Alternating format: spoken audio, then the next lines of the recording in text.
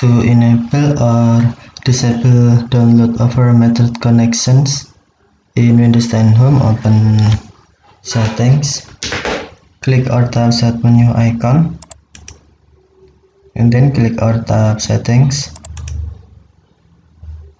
On Windows screen, tap or click Devices, and then scroll down and Bluetooth and other device screen. To enable download over method connection, check this option, or to disable, uncheck this option. Download over method connection.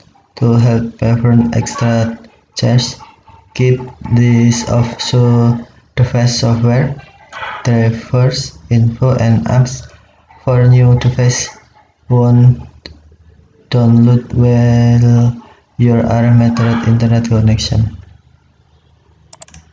Okay, thank you for watching. Have a nice day.